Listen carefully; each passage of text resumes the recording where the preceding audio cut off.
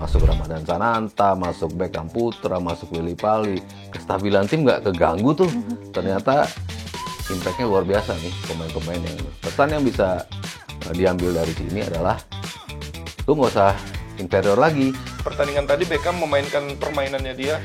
Emang wajar lah, dia kan memang juara, main dia layaknya main seperti seorang juara. Muncul semacam stigma bahwa ngapain lah kita main bagus, orang yang main itu aja kan. Selama ini kan munculnya seperti itu kan.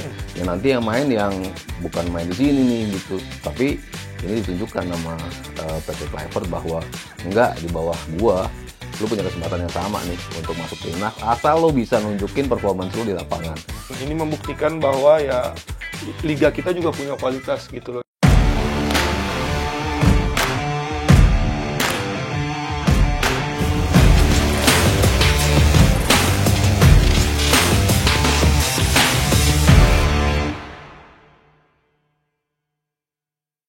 Oke teman nalar, seperti biasa ya, setiap habis ada match pasti kita langsung review, dan hari ini review bersama Mas Sabtu Haryo dan juga ada Bang Bayu Ekasari di sini. Halo. Alias Bang Bes.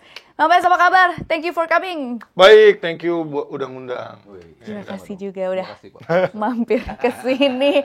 Ini kita excited banget ya hari ini. Kita semangat banget ya, kita baru aja menang 1-0 guys. Yeay, keren banget. Puntos. Saya terjemahin om, 3 poin. 3 poin. Tres apa? 3 puntos. 3 puntos. Oh, 3 poin. Nah, pertama-tama Bang Bes dan juga Mas Sabto, gimana melihat pertandingan tadi dengan line up yang udah diturunkan oleh Patrick Kluivert dari awal, terus secara permainan keseluruhan gimana? Mungkin harus angkat topi juga sih sama tim pelatihan Patrick Kluivert dan tim. Ketika starting 11 muncul, banyak kejutan sebetulnya ya. Terlepas dari memang tidak bisa bermainnya Martin Paes, tidak bisa bermainnya Ragnar, Lino juga nggak bisa main. Kita kan selalu bertanya-tanya nih, siapa sih yang bakal menggantikan? Kalau di posisi kiper, mungkin sudah automatic choice ya, jatuh ke Emil Audero. Dan pemilihan dia udah tanpa bisa digugat lagi lah ya, dari sisi CV, dari sisi pengalaman. Itu kan ngebuktiin bahwa pemain yang udah syarat pengalaman bergabung bersama, tune in-nya cepet. Kita udah buktikan dari hampir semua pemain yang datang yang sudah punya pengalaman, dari mulai Ragnar, dari Jay Ises, dari Tom Haye, Verdong. Ini pemain-pemain yang begitu masuk langsung tune in, termasuk Martin Paes. Emil Audero kita pikir juga pasti bisa melakukan itu gitu. Joey Pelupesi mungkin contoh terakhir ya. Ini pemain yang masuk langsung tune in luar biasa gitu. Emil kita prediksi juga pasti akan main dan pasti nggak butuh waktu banyak untuk bisa beradaptasi. Walaupun memang dia nggak pernah bermain bersama nih bareng. Tapi laga itu membuktikan pilihannya memang tepat pada Emil. Ada satu save yang luar biasa ya dilakukan di awal babak kedua. Yang kalau Cina bisa nyetak gol mungkin agak shaky juga kita jadinya. Yang bolanya di ujung banget ya, itu nyaris. Itu membuktikan pilihannya tepat. Lalu 3 defender yang selalu kita sebut, trio yang nggak boleh diganti-ganti nih. Ya walaupun agak sedikit, wah Mes bisa main nggak ya? Mes bisa main kan selalu ada pertanyaan itu. Karena udah ada Joey, Mes bakal bisa tampil bagus apa enggak gitu kan. Tapi ternyata opsi untuk memilih lagi-lagi Rido, Jay Itzes, dan juga Justin Hubner adalah pilihan yang lagi-lagi tepat. 2, Joey dan juga Tom Haye sudah pasti ada di situ. Kita tinggal tunggu. Di kirinya pasti Verdong, di kanannya siapa nih? Kevin Dix yang kita pikirkan akan tampil di situ. Lalu Ole udah pasti di depan. Nah, kita tinggal tunggu 2 lagi siapa nih yang gantiin Ragnar sama Lino. Kok kita begitu muncul, nama 2 anak buahnya Bang Bes nih. Ada Egy Maulana Fikri dan juga Ricky Kambuaya, 2 pemain terbaiknya dari Dewa United. Ngebuktiin emang pemilihan pemain kali ini adalah based on merit. Sepanjang musim Liga 1 ini pemain-pemain yang selalu menunjukkan penampilan luar biasa.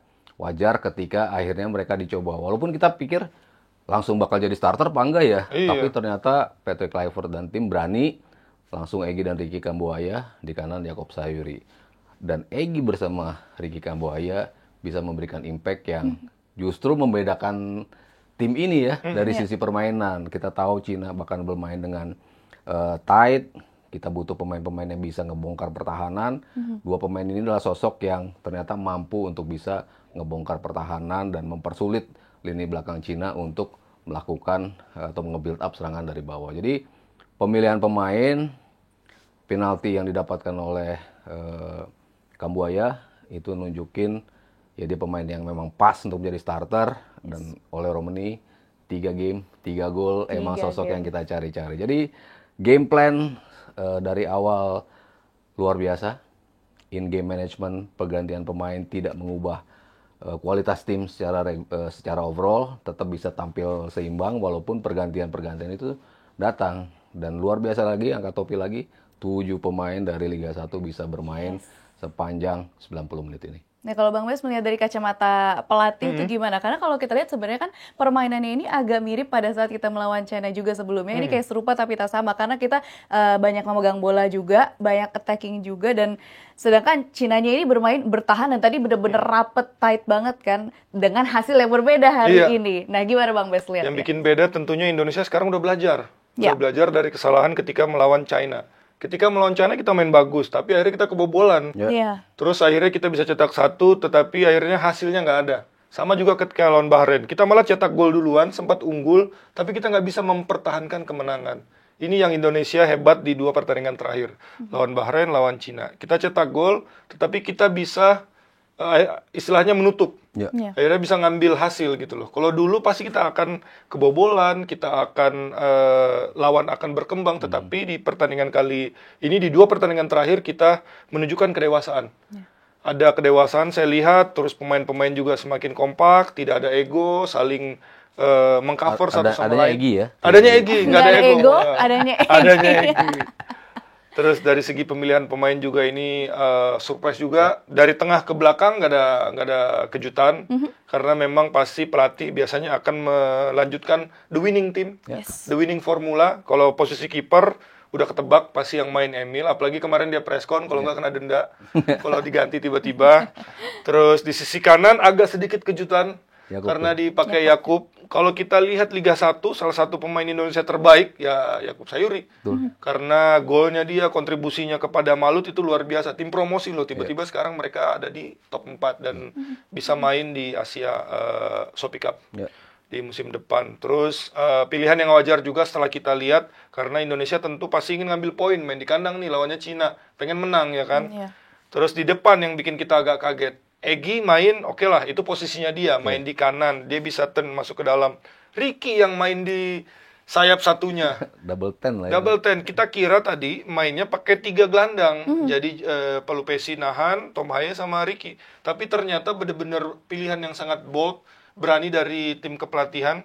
Pakai 2 gelandang bertahan, 2-6, double 6 dengan Egy dan Ricky di kiri dan di kanan. Ini menurut saya salah satu inovasi di pertandingan kali ini, di mana Indonesia tidak ingin kalah di tengah.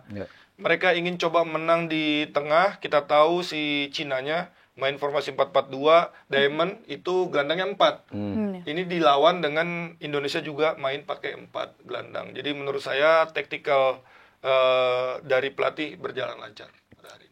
Ya memang hari ini kayaknya begitu kita lihat line up tadi banyak yang surprise ya, tapi ini kali ini surprise in a good way. Karena ternyata works banget apa yang sudah diterapkan sama Coach Patrick Kluivert dan tim. Dan kalau kita lihat ini kayaknya tadi defense kita emang lebih rapih juga ya, dan lebih disiplin juga ya Mas. Ya, belajar dari apa yang Bes katakan tadi, kita lebih dewasa. Kita belajar banyak dari sejumlah kesalahan atau kekurang sempurnaan yang kita dapat di beberapa game ke belakang, di mana jarak antar lini kita tuh nggak bisa terjaga.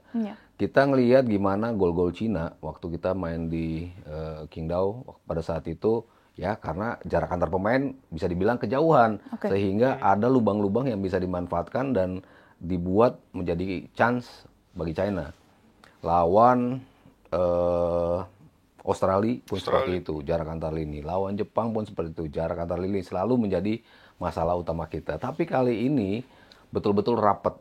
Para pemain kita tuh bisa menjaga jaraknya, tidak lebih dari 8 meter ya antar pemain gitu. Jadi ketika Ridho nyisir ke kanan, kita ngelihat Yakob masuk ke depan, Rizky Ridho jadi bek kanan di paling kanan. Artinya kan tiga back di belakang ini kan harus begitu mobile kan untuk bisa menutupin Itses geser ke sana, Hubner ngisi ke sini, Pelupesi turun ke sini. Jadi tidak ada celah, ada sih memang celah, tapi tidak bisa berujung dengan chance yang besar gitu. Bukan golden opportunity, bukan clear cut chance, bukan peluang 100% gitu ya. Jadi setengah peluang bagi China. Berapa kali mereka sempat terobos juga kok. Ada bola-bola dengan umpan-umpan jauh, first touch-nya mereka juga bagus, tapi kita cepat untuk bisa menutup lubang-lubang itu gitu. Ketika pemain Cina dapat, ada yang nutup dari belakang, ada yang nambahin dari sini. Jadi dibuat tidak leluasa pemain-pemain Cina itu ya karena jarak antar lini kita yang bisa terjaga. Jadi ya kalau tadi Noe nanya defense kita memang lebih baik, tapi the whole system membuat defense itu jadi bagus. Ada saringan pertama, Ricky Kambuaya ada di pemain nomor 10, tapi ketika ada serangan, dia bisa turun tuh. Jadi pemain nomor 8 bisa turun lagi ke bawah, jadi pemain nomor 6. Ketika harus tackle, dia melakukan tackle. Ketika harus intercept, dia melakukan intercept. Sehingga tidak ada bola-bola lanjutan yang bisa diciptakan oleh China. Itu yang membuat kedewasaan itu akhirnya bisa tercipta di laga ini. Ini juga pelajaran yang kita dapat lawan Cina yang pas kita kalah di sana 2-1. Kita memang unggul secara individu. Tetapi Cina pada waktu itu unggul sebagai tim karena mungkin mereka lebih lama sama-sama dan semacam. Hari ini kita membuktikan sebaliknya. Kita unggul sebagai tim walaupun individu juga udah bagus. Tetapi kita berhasil bermain sebagai unit. Ya kan? Walaupun bertahan itu dimulai dari individu, baru unit, baru tim. Kita udah melakukan itu semua dengan baik pada malam ini. Dibuktikan dengan Joao Pelupesi sama Tom Haye yang saling mengisi posisi satu sama lain. Rido juga ketika dia pegang bola, dia berani untuk naik ke atas, sementara Ijes akan mengcover. Dan babak kedua pun kita lihat Cina peluangnya sedikit. Karena mereka mengandalkan bola long ke strikernya yang nomor 9. Pada babak kedua, akhirnya Justin Hubner yang ditugaskan untuk main marking sama dia dan dua back yang lain untuk melakukan cover. Ini nggak mungkin bisa dilakukan kalau tidak adanya chemistry antar pemain.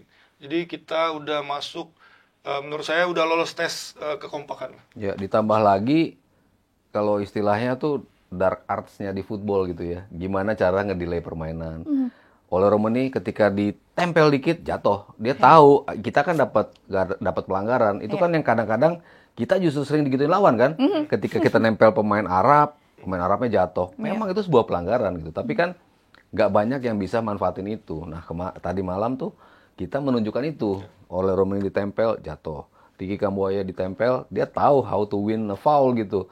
Itu yang kalau istilahnya tadi dark arts of football. Lalu gimana caranya mendelay permainan lewat giring bola ke samping. Dimana waktu lawan Bahrain kita masih aja nyerang terus-terusan, terbuka, dan akhirnya berpotensi menjadi sebuah serangan balik atau transisi bagi lawan.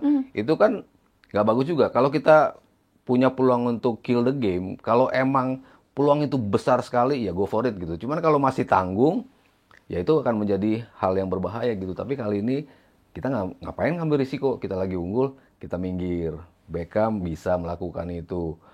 Sananta tadi juga masuk bisa melakukan itu, jalan ke pinggir. Nah, sentuhan Eropanya dari Patrick Kluivert ini pasti mengajarkan itu ya, maksudnya gimana cara lo menilai permainan, membuat lawan lebih frustrasi sehingga akhirnya mereka nggak bisa berpikir jernih untuk bisa balik pada permainan. Itu yang tadi the whole package-nya itu betul-betul muncul ya di laga ini, dari sistem, dari formasi, dari dark art of football-nya juga kita kuasain. Dan kalau yang tadi Bang Bes bilang, ini kan kali ini bermain secara tim, as a unit. Berarti kan ini udah terbukti chemistry mereka, walaupun ada beberapa pemain yang memang baru bergabung lagi gitu ya. Bahkan Emil juga ini baru pertama kali, tapi chemistry-nya udah kuat seperti yang Mas Sabto selalu bilang di episode sebelumnya. Karena mereka ini pemain profesional, jadi tentunya akan lebih mudah lagi untuk bisa blend in as a team gitu ya. Nah oke, kita balik lagi ke Emil Audero, Mas Sabto dan juga Bang Bes. Ini kan debut dia. Ini nggak kebobolan sama sekali. Apakah ada possibility ke depannya dia bisa menggeser Martin Paes sebagai kiper utama? Kalau kita lihat menggeser atau tidak tergantung kebutuhan tim. Apakah tim ingin main lebih bertahan? Ketika ingin main bertahan, kalau menurut saya mending pasang Emil. Karena dia tipe kiper reaktif. Kalau kita ingin bermain lebih menyerang, kita akan pakainya Martin Paes. Karena dia lebih proaktif.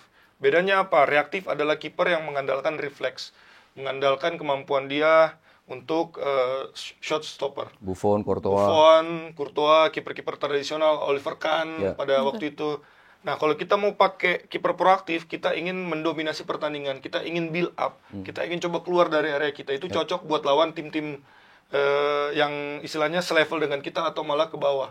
Contoh Ederson, Alisson yang kemampuan passingnya itu dipakai gitu loh. Nah, itu Martin Paes menurut saya passingnya masih lebih bagus dibanding Emil. Tetapi dari segi composure, terus ball handling, menurut saya Emil Odero dengan edukasi Italianya dia, nah itu menurut saya masih lebih baik di situ. Dua-duanya bagus, saling mengisi. Tidak ada yang lebih baik dibanding satu sama lain. Tetapi dua kiper ini mempunyai kualitasnya masing-masing. Jadi dua-duanya layak untuk main. Iya, kita kan selalu bertanya-tanya ya, ketika tidak ada kiper yang sebanding dengan kiper utama kita, kalau apa yang terjadi dengan kiper utama, something happen, panik nih kita nih. Ya. Bukannya kita mengecilkan peran Hernando, Nadeo, Yes. Adi Satrio, Riyandi, ya kiper-kiper termasuk Reza yang baru. Tapi kalau di level yang Asia, with the big boys, emang kita butuh sosok kiper yang 11-12 tuh, kiper pertama dan kiper kedua. Makanya ketika kita mengambil Emil, itu kan kita langsung punya pikiran bahwa kalau ada apa-apa dengan Martin Paes, kita punya kiper yang sama bagusnya dengan Martin Paes, punya ketenangan yang sama. Yang membedakan kan ketenangan. Ini kiper hampir nggak pernah salah dalam ngambil bola di udara. Ya. Ketika back pass pun nggak pernah salah positioningnya, walaupun kalau Martin Paes main dulu di belakang, kalau dia langsung buang ke depan. Bedanya mungkin hanya di situ gitu. Tapi ketenangannya sama. Jadi kalau tadi Noe tanya mungkin digeser, ya mungkin aja karena kualitas mereka sama. Jadi kalau kita ambil, gue mau pakai dia, gue mau pakai dia, sama gitu, nggak ada. Waduh, kok pas mainnya kok dia gitu, nggak, karena sama kualitasnya dua kiper ini. Dan again mungkin tergantung kebutuhan lagi ya Bang Messi, tergantung kebutuhan dari pelatih. Oke, kalau tadi kan kita udah bahas ya bagaimana Egy dan Kambuaya tuh mendampingi oleh Romani dengan sangat luar biasa. Nah, mungkin kita mau bahas pemain juga yang masuk di babak kedua. Ada Lily Pali. Di akhir ada Badan Sananta, juga ada ini performa yang tadi banyak dipuji banget, Beckham Putra. Tadi ada chance yang tercipta dari dia, bagus banget. Itu Mas Sato sama Bang Mes ngeliatnya gimana? Itu chance-nya tercipta ketika dia dapat bola dari kiri, dia drive ke dalam, terus akhirnya dia ciptakan ruang buat kawannya di samping, Kevin Dix, yang dapat satu shoot on target. Ini menurut saya adalah pemain yang seharusnya sudah dipanggil sejak awal oleh tim pelatih, sangat layak. Dia bisa main di posisi itu ketika dulu di Persib, mau nyebut saya jadi. Ketika dulu di Persib kita sempat main formasi 3-4-3 dan dia karena sempat jadi asisten di Persib juga, jadi dia tahu main di posisi sayap kiri dan cocok. Kita pasang memang di situ. Dan formasi 3-4-3 memang cocok buat dia. Karena apa? Karena dia tipe sayap yang suka main masuk ke dalam. Ketika dia masuk ke dalam, dia akan memberikan ruang buat Calvin Verdong. Makanya ketika sebelum dia masuk, kita tadi sempat ngobrol. Calvin Verdong kok jarang overlap, karena mungkin ketutup ruangnya oleh sayap kirinya yang terlalu melebar. Tapi ketika Beckham masuk, Beckham mengambil inisiatif, masuk ke dalam, bawa bola, akhirnya menciptakan ruang buat narik back kiri mereka untuk ke tengah ya. Karena susah, Noella, kalau misalnya sayap kiri, dia giring bola ke dalam, akhirnya membuat pilihan center back atau back kanan nih yang ngepres. Biasanya pelatih akan bilang back kanan ikut. Tapi ketika back kanan ikut, fullback kita punya ruang buat naik. Kalau center back press si Beckham, ada ruang buat oleh Romani. Jadi hasilnya serba salah. Dan menurut saya pertandingan tadi Beckham memainkan permainannya dia. Emang wajar lah, dia kan memang juara, dia layaknya main seperti seorang juara. Dia membuktikan dia tidak canggung, dia percaya diri sekali, emosional juga tadi saya lihat karena memang debutnya dia di senior. Bukan pertama kali dia main di timnas, dia juara SEA Games dengan Under 23. Dengan gol di finalnya. Terus special mention juga buat Stefano Lillipali. Akhirnya dipanggil. Ini membuktikan juga buat pemain-pemain lain di Liga 1 bahwa kalau kita perform, kita kerja keras, kita juga bisa dipanggil oleh tim nasional Indonesia. Bahkan di umur 35 tahun. Sudah 35 tahun, sempat cedera lama di musim ini, akhirnya comeback sebulan terakhir, dia cetak gol, dia kontribusi buat tim, akhirnya dilirik dan berguna untuk tim tadi. Walaupun singkat. Di luar teknis, non teknisnya juga berguna pasti. Dia bisa bahasa Indonesia, dia bisa bahasa Belanda. Dia akan menjadi jembatan yang sangat krusial perannya buat timnas gitu. Dari sisi kualitas memang dia belum bisa menunjukkan gitu kan kualitasnya karena sebentar banget waktu yang dia dapatkan. Walaupun tadi ada cross ya dari Verdong Ada. ngarah ke dia tapi bolanya kena back dulu gitu. Sementara Sananta pun waktunya juga mepet banget untuk bisa menunjukkan kualitasnya. Tapi Beckham jadinya gaya banget. Beckham. Beckham Putra. Iya, Beckham diginiin. Ini Beckham Bulby. Beckham ternyata mainnya luar biasa di menit tampil yang tidak terlalu banyak tapi impact-nya luar biasa. Tadi keberanian untuk drive, nggak semua kan pemain berani melakukan itu. Mungkin kalau di level yang udah sering bermain senior, yang bisa kita sebut ya mungkin cuman Egy, Witan, ya 2 pemain itu yang berani ngedrive. Marcelino yang udah jam terbangnya tinggi-tinggi gitu kan. Tapi Beckham di debutnya di partai sekrusial ini dengan lepas dia berani bermain seperti itu luar biasa. Dan juga ini membuktikan Noella, Bung Sabto, kalau orang-orang yang bilang Patrick Kluivert tidak scouting di Indonesia, tidak datang ke pertandingan, ini terbukti salah karena hari ini 7 pemain Liga 1 justru dimainkan di situ.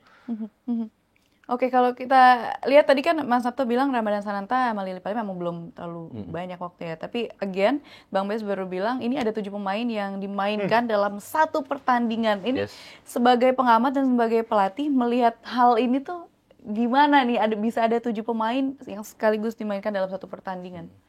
Dari pemanggilan pun kan kita sebetulnya sudah memuji ya tim pelatih yang berani memanggil pemain-pemain termasuk baru kan Beckham, Lily Pali. Itu 2 pemain yang bisa dibilang baru karena Beckham benar-benar baru sementara Lily Pali udah lama nggak main. 2023 Comeback, terakhir dia tampil. Jadi kalau ketika mereka masuk ada yang bertanya kok masuk kok dulu pas eranya Lily Pali lagi bagus-bagusnya juara regular season sama Borneo kok dia nggak dipanggil. Ada pertanyaan-pertanyaan seperti itu tapi ini nunjukin gitu bahwa pemain yang dipanggil emang istilah yang selalu gue bilang di sini kan based on merit ya. Pemain yang punya kemampuan bagus sepanjang musim ya kan dimainkan oleh Patrick Kluivert. Dan Patrick Kluivert jelas ketika dia datang ke Ternate lihat Sayuri Brothers bermain jelek pada saat itu bermain di bulan Maret. 2 pemain itu nggak dipanggil. Ditanya kan waktu itu kan kok mereka tampilnya di bawah performance sih. Grogi kita ditonton sama head coach. Mereka sempat bilang seperti itu gitu. Tapi setelah masuk ke sprint akhir musim, 2 pemain ini nunjukin kualitas yang fantastis bersama Malut United. Tadi Bes sempat bilang tim promosi bisa ada di peringkat 3 ya. 3 untuk bisa lolos ke turnamen regional. Itu kan menandakan ada kontribusi besar dari Sayuri Brothers. Dan akhirnya ketika mereka menunjukkan itu, dipanggil kan ke timnas. Beckham pun seperti itu. Ketika dia bisa menjadi pemain yang mengisi atau step up di saat pemain-pemain asing andalannya Persib tidak bisa bermain, itu kan nunjukin dia punya kualitas juga. Itu pasti dimonitor dan juga dievaluate dan juga akhirnya diambil keputusan untuk dipanggil ke timnas. Tapi untuk memainkan mereka kan perlu nyali juga ya. Pelatih punya insting yang begitu kuat. Pemahaman yang kuat tentang pemain-pemain ini. Ricky Kambuaya, Egy Maulana Fikri, pemain-pemain yang bisa manfaatin tight spaces. Kita butuh itu untuk bongkar rapatnya lini pertahanan dari China. Kita butuh Sayuri untuk bisa penetrate dengan kecepatan yang dia punya. Jadi semuanya udah dipikirkan betul oleh tim kepelatihan sehingga ya tadi bisa sampai 7 pemain. Dan kalau kita ngelihat tadi, waduh, Tom Haye keluar. Yang gantiin siapa nih itu tuh? Ternyata masuk Ramadan Sananta, masuk Beckham Putra, masuk Lily Pali. Kestabilan tim nggak keganggu tuh. Ternyata impact-nya luar biasa nih pemain-pemain yang pesan yang bisa diambil dari sini adalah lu nggak usah inferior lagi. Selama ini kan jangan minder. Muncul semacam stigma bahwa ngapain lah kita main bagus, orang yang main itu aja kan. Selama ini kan munculnya seperti itu kan. Ya nanti yang main yang bukan main di sini nih gitu. Tapi ini ditunjukkan nama Patrick Kluivert bahwa enggak, di bawah gua lu punya kesempatan yang sama nih untuk masuk timnas asal lu bisa nunjukin performance lu di lapangan. Dan malam ini dibuktikan. Dan Patrick Kluivert dan tim itu kan cukup sering dia nonton Liga 1. Dan ketika pelatih nonton Liga 1 ke Dewa 2 kali ya. Ke Dewa 2 kali. Itu pasti pemain tuh ngomongin, pelatih timnas datang nonton dan itu memberikan boost atau semangat buat mereka buat Jadi perform. sebelum itu udah tahu nih. Udah bakal tahu mau kadang-kadang datang. dia bakal datang. Kadang-kadang itu Bukan diinfoin. mendadak ya? Bukan mendadak. Kadang-kadang tuh diinfoin sama orang stadionnya bahwa ada pelatih timnas datang mau nonton. Akhirnya kita dengar, terus pemain tahu dan pemain akhirnya ngomongin, wah pelatih timnas datang nonton. Akhirnya mereka semangat ingin nunjukin gitu loh. Walaupun sekarang kan banyak naturalisasi yang datang, banyak pemain-pemain dari Eropa istilahnya notabene yang direkrut oleh federasi untuk main di tim nasional, tapi akhirnya kesempatan itu ada juga gitu loh buat anak-anak lokal yang main di liga lokal. Kayak Beckham tadi, Sananta pun main rutin loh di Persis Solo. Iya. Iya. Terus Beckham tadi Om Sabtu udah bilang mungkin bintangnya Persib ya Ciro, David, tapi David musim ini sering cedera. Iya. Akhirnya harus ada seseorang yang step up. Selain pemain asing Tyron ya Beckham kalau menurut saya. Terus di Dewa United pun sama. Ada Septian Bagaskara juga kan. Septian Bagaskara dengan 8 golnya. Terus Egy musim ini juga dengan 12 gol. Itu angka yang tidak sedikit untuk pemain lokal. Apalagi pemain lokalnya nggak nendang penalti. Iya, iya. Ya kan berarti golnya open play semua. Dan ini membuktikan bahwa ya liga kita juga punya kualitas gitu loh. Jadi adalah kesempatan buat semua pemain. Bahkan tadi pas Beckham Putra baru masuk tuh ada momen yang dia kesorot banget karena Iya. dia lagi bawa bola itu. Wah, itu keren Iya, banget. Itu kayak minggu lalu lagi bulan lalu ketika lawan Bahrain, ketika kita udah menang, terus Ricky Kambuaya masuk, justru iya. kita akhirnya fokusnya pada Ricky Kambuaya dengan Trivela. trivelanya dia, terus dia ngasih bola ke Eliano Renders kalau nggak salah, akhirnya nggak masuk. Ini feelingnya sama kayak Beckham yang sekarang gitu. Game changernya justru dari anak-anak lokal Liga 1. Dan stadion meneriakkan nama Beckham, menyanyikan lagu Stefano Lillipali, itu kan merinding juga gitu ya ngelihatnya. Beckham Putra juga terakhir pas nyanyi Indonesia Pusaka nangis juga, begitu emosional. Mungkin nggak percaya gue bisa dipercaya sebagai pemain subs di laga sepenting ini gitu. Jadi ya all positifs lah untuk laga malam ini ya. Oke, berkaca dari hasil laga malam ini tentunya kita semua happy, optimis, lagi seneng-senengnya banget. Untuk laga melawan Jepang nanti kita harus optimis apa dan apa yang harus dilakukan. Karena kalau kita tadi melawan China dengan gameplay seperti itu, pasti nanti melawan Jepang udah beda lagi. Apa yang harus, ekspektasi kita deh sebagai pencinta sepak bola, kalau menurut Mas Sabtu dan juga Bang Bes apa? Ekspektasinya tentu adalah kita bermain lepas ketika berhadapan melawan Jepang. Terbukti ketika bermain di Jakarta, kita bisa main lepas. Kita malah justru mendapatkan peluang pertama ketika melawan Jepang. Ya. Kita kebobolan akhirnya karena kesalahan sendiri aja yang jarak antar lini, gelandangnya tidak cover, gelandangnya tidak ikut, Daichi Kamada waktu itu. Back pass salah. Back pass salah, dan mungkin ini bisa jadi pelajaran karena kita belum selesai perjalanannya. Walaupun kita nggak lolos langsung karena Australia nih kemungkinan besar akan lolos langsung. Terus kita kemungkinan akan masuk di round 4. Ya persiapan menuju round 4 dimulai lawan Jepang. Ya. Karena kemungkinan lawannya akan ya mungkin levelnya sedikit di bawah Jepang. Tapi kita harus mempersiapkan diri kita gitu loh. Indonesia ini lemahnya ketika mereka itu harus main away. Kita tuh nggak terbiasa untuk perjalanan jauh. Khususnya kita-kita yang ada di Indonesia. Iya. Kita sukanya bikin friendly game di Indonesia. Undang negara lain datang ke sini, kita bikin turnamen di sini, tapi kita jarang untuk ikut turnamen di luar, main di luar. Dan keluar cuma TC gitu ya. TC dan pertandingan itu tentu berbeda, dan ini mungkin nanti dimanfaatkan dengan baik oleh tim pelatih untuk mengetes seberapa kuat nih resistance nih Indonesia berhadapan melawan Jepang. Apalagi Jepang udah pasti superior. Ketika kita berhadapan lawan tim superior, kita pasti akan lebih banyak menunggu, lebih banyak bertahan. Apa yang harus kita buat? Apakah kita harus sabar? Apakah kita harus low block, middle block, apa high block lawan mereka? Ya ini adalah persiapan menuju nanti. Karena kemungkinan besar lawan-lawannya ya mungkin di atas kita masih Om Sabto ya. Contohnya Qatar, UAE, mungkin mungkin Irak juga masih terjebak di situ. Jordan lagi. Jadi kita simulasi lah kalau menurut saya. Sekalian kita cari poin walaupun kita sudah mungkin hampir pasti lolos di fase selanjutnya, tapi siapa tahu bisa dapat poin dari Jepang kan nambah poin di klasmen. Mas Sabtu ngelihatnya gimana nih?